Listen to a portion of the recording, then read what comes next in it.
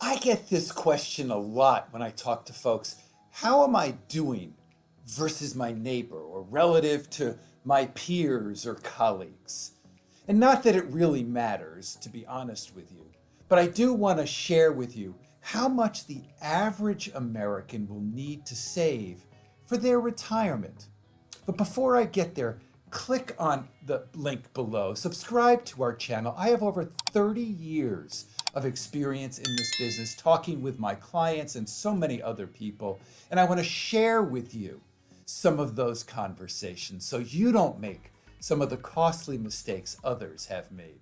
So I think our industry has done a lousy job of really preparing you for this transition into retirement. The ads always show these people with lots of money and big toys, and therefore, the more money and the more toys you have, the happier you will be in retirement. Or so the story goes.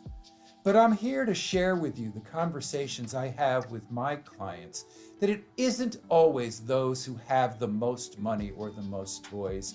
And really, what are our peers and what are our neighbors doing? And how is the average doing?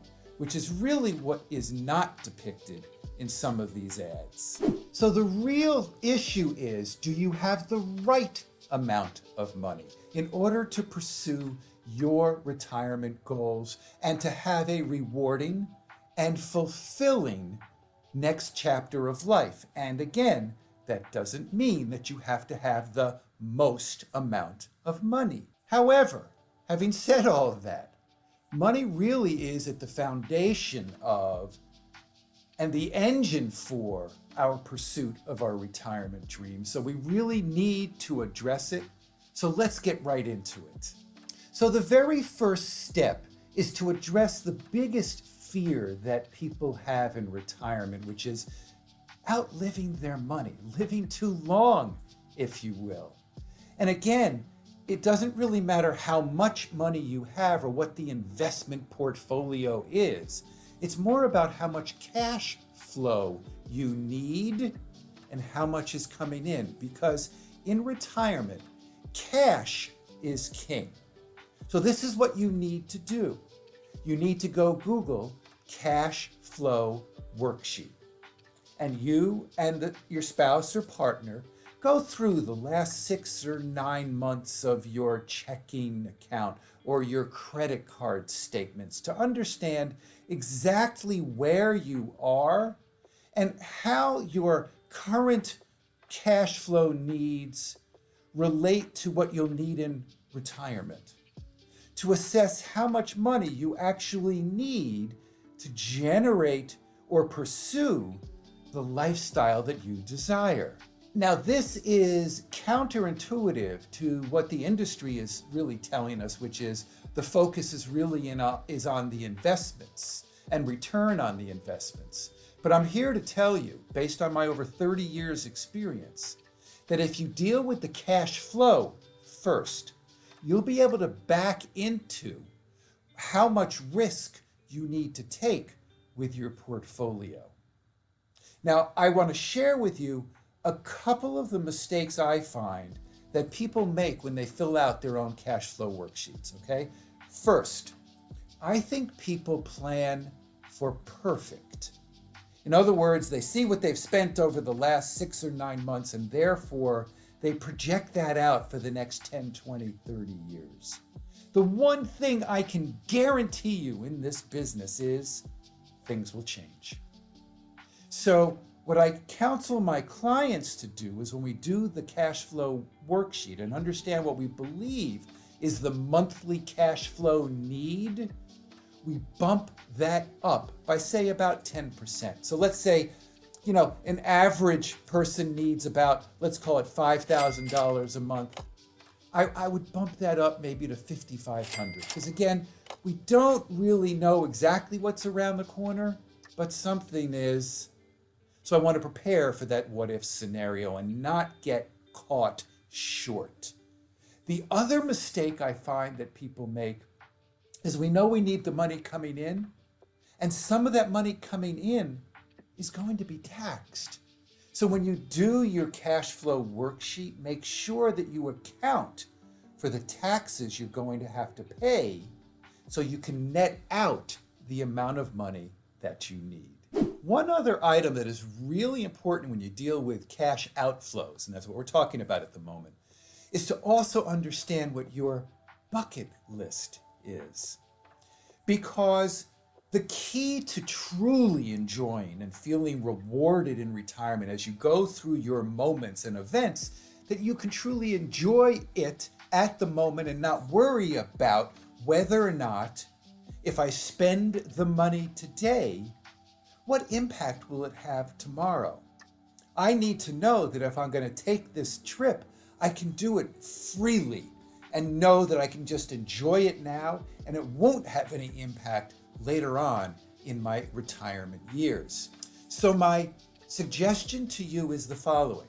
Now, when I ask my clients what they want to do in retirement, almost everyone says, travel, I want to go somewhere.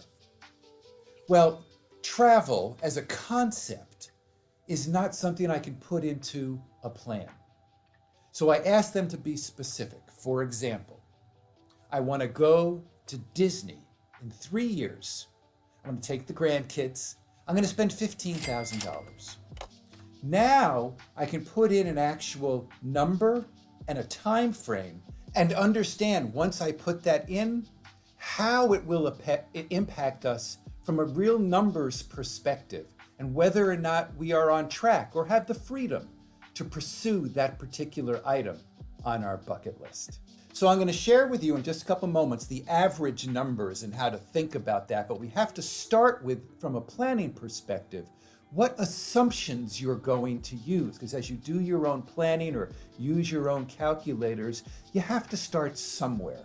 But also remember that these numbers are compounded out over long periods of time, so you really need to go back in and make adjustments on an annual basis.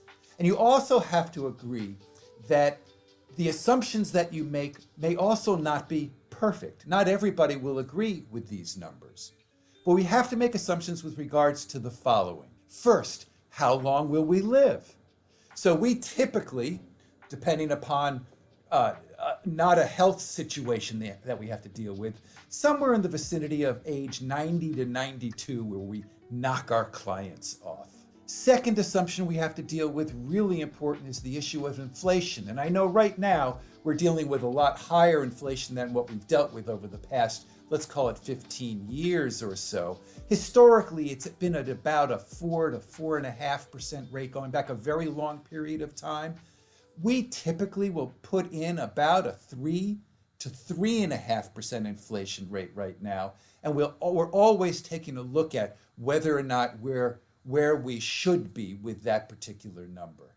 The third assumption is return on investments. What performance are we looking for? And I tend to look to be a little bit more conservative here because I don't want to overshoot things. Whether you use 5, 6, 7%, whatever your number is, that is your number. And then finally, at what age are you going to retire? And here what we're going to do is use those 4 assumptions looking forward to take a look at what the average American needs to do. But before we get there, are you really prepared for retirement? In my latest book, Don't Outlive Your Money in Retirement, we developed a quiz. It's a quick quiz, 2 minutes. Go to our banner, okay? Hit on the quiz. After you finish it, again, just 2 minutes, I'll give you a score, tell you which one of the 3 retirement preparedness stages you are in. I'll get you a free chapter of the book along with a couple of worksheets that will provide some clarity in terms of whether or not you're on track for the next chapter of life. So let's get to some of the numbers. The Bureau of Labor Statistics indicates that the average American needs about $3,965 per month. And that's the money that's going out. And with regards to money coming in, let's deal with Social Security because most people are going to be getting that. Social Security trustees put out a study in September of 2021 that indicated that the average person pulls in approximately $1,515. Now we have to recognize with the Social Security, there may also be another person in the house collecting some income. And we're just going to make an assumption that another 70% of that 1515 is going to be coming in, or about another $1,060 per month. So if you take the amount that you're going to spend, $39.65, minus the Social Security of $1,015 plus $1,060, then you come up with a shortfall here that you're going to have to get from somewhere. And in this scenario, we're going to assume that you don't want to go and work part-time. So the assumption that we're making here is that we're living till into your late 80s, that the inflation assumption that we're using right now is about 3%. And the return that we're using, completely hypothetical, no guarantees at any level, we're just using for this case study a 7% rate of return looking forward. So given this background, if you are 65 and you are going to retire now, then you're going to need approximately $415,000 in your portfolio in order to generate the income you're going to need and hopefully not outlive your money in retirement. Now let's assume you're 60 years old and you want to retire at 65. Then with all the same numbers, between the age of 60 and 65, you're going to have to save another $1,362 per month. It's a hefty number. But if you look at these numbers, let's say at the age of 55, and you wanted to retire at 65, in order to come up with the shortfall, then you would have to invest over the next 10-year period $111 per month. So the real message here is, depending upon what your scenario is and whether or not you have a shortfall, the earlier you attend to this, the less you have to save on a monthly basis, because you have more time on your side. There's so much to consider here and so many different variables, and the key really is to attend to this sooner rather than later. So take a look at our playlist on the 7 key steps.